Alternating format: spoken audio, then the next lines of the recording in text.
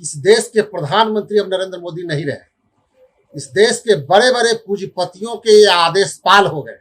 इनको कोई राइट नहीं है कि रेलवे को बेच दे, एरोड्रम को बेच दे, खनन विभाग को बेच दे, गैस के पाइपलाइन को बेच दे। इस देश के प्रधानमंत्री को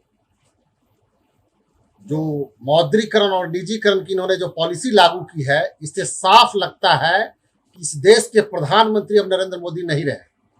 इस देश के बड़े बड़े पूंजीपतियों के ये आदेश पाल हो गए। जिस तरह से बड़ी बड़ी कंपनियां अडानी अंबानी जो नीतियां बना रही है और किस कंपनी को खरीदना है, किस इंस्टीट्यूशन को खरीदना है, उसकी ये बोली लगाते हैं। अब देश में इतने वर्षों से जो लाभ में जाने वाली संस्थाएं थी, जो सार्वजनिक उपक्रम की संस्थाएं थी, उसको नरेंद्र मोदी ने न केवल निजीकरण किया है बल्कि अब उसको मोनेटाइज करने की बात हो रही है। ये मोनेटाइज एक शब्दावली आई है इस सरकार में, जिसका हिंदी नाम मौद्रीकरण है। यानी आपको लीज पर दिया जाएगा, कंपनी को ठिक्का पर दिया जाएगा, आपको बेचा भी जा सकता है, कॉन्ट्रैक्ट आपका बढ़ाया भी जा सकता है। इनको पहले पूछना चाहिए, संसद से ये कानून बना करके पास कराना चाहिए, क्योंकि ये जो संपत्ति है ये भारतीय जनता पार्टी और नरेंद्र मोदी की निजी संपत्ति नहीं है। ये हिंदुस्तान के 1.5 अरब लोगों की गाढ़ी कमाई से जो अर्जित टैक्स है, उससे ये सार्वजनिक संपत्तियों का निर्माण हुआ है। तो संसद में तमाम जनप्रतिनिधियों की एकमुश्त जो आवाज होती, बहुमत की आवाज होती, तब यह फैसला इस सरकार को लेना चाहिए। इनको कोई राइट नहीं है कि रेलवे को बेच दे, एरोड्रम को बेच दे, खनन विभाग को बेच दे, गैस के पाइपलाइन को बेच दे। अब देश कहां जा रहा है, ये एक बहुत बड़ा प्रश्न है। सारी पार्टियां चुप है, लेकिन हम लोग कल पूरे बिहार में सभी जिला मुख्यालय में जन अधिकार पार्टी के कार्यकर्ता नरेंद्र मोदी का पुतला जलाएंगे। हम लोग इसी मुद्दे को लेकर के, मौद्रीकरण के मुद्दे को लेकर के। इसके बाद 31 अगस्त को हम लोग की पार्टी की स्थापना दिवस है। स्थापना दिवस हम लोग धूमधाम से नहीं मना रहे हैं, क्योंकि हमारे नेता अभी बेवजह जेल में है।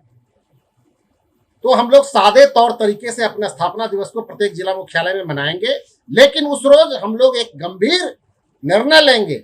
इस देश में जो साजिश चल रही है पूरी सार्वजनिक संपत्ति को नीलाम करने का, उसके खिलाफ में हम लोग एक जन का वातावरण बनाएंगे, जन जागरण का अभियान चलाने का। पूरे बिहार के सभी गांवों में, मोहल्लों में, सड़कों पे जाकर के नुक्कड़ सभा करेंगे इस मौद्रीकरण और निजीकरण के नीतियों के खिलाफ में। और तब फिर 6 सितंबर को हम लोग प्रत्येक जिला के समाहरणालय के समक्ष, कलेक्टर के सामने में हम लोग धरना और प्रदर्शन देंगे कि हम लोग मौद्रीकरण और निजीकरण की नीति का खिलाफ करते हैं। यह जो कानून बनाया गया है, इस कानून को रद्द किया जाना चाहिए। ये आज के प्रेस कॉन्फ्रेंस का मुख्य मुद्दा है। हम लोग पूरी पार्टी, हमारे पूरे नेता, कल कोर कमेटी की बैठक हुई है। इस बैठक में यह निर्णय लिया गया। हमारी पार्टी अफगानिस्तान में जो हो रहा है उसके प्रति काफी चिंतित है। अफगानिस्तान से पूरा दुनिया के हुक्मरान मुंह मोड़ लिया है। आतंकवादियों का, तालिबानियों का इतना मनोबल बढ़ गया है कि वहां लोकशाही से चुनी गई सरकार को खत्म कर दिया गया और बंदूक के निशाने पे वहां सरकार का कब्जा किया गया है। और पूरा संयुक्त राष्ट्र संघ चुप है, पूरा G7 G20 के लोग चुप हैं। ये क्या हो गया है? अब मानवाधिकार का हनन नहीं हो रहा है। America, France, Germany, Italy, Australia को क्या हो गया है? उन लोगों को हो गया हो चाहे नहीं हो गया हो, भारत के सरकार को भी सोचना चाहिए कि भारत की सीमा अफगानिस्तान से मिलती है। अफगानिस्तान से हमारे रिश्ते बहुत अच्छे रहे हैं। कांधार वगैरह पहले भारत का हिस्सा था, जिसको पहले हम लोग गंधार बोलते थे, वो हमारा हिस्सा था। अफगानिस्तान का आधा हिस्सा हिंदुस्तान में आता था। वहां के पठानियों से, वहां के पख्तूनों से हम लोग का व्यापार का संबंध था, बेटी रोटी का भी संबंध रहा है। लेकिन भारत की सरकार चुप इसलिए है कि वहां की बहुसंख्यक आबादी मुस्लिम है। तो धर्म के नाम पर जो एक विभेद किया जा रहा है पूरे राष्ट्र में, उस मुल्क को अलग थलग किया जा रहा है, इसकी हमारी पार्टी निंदा करती है।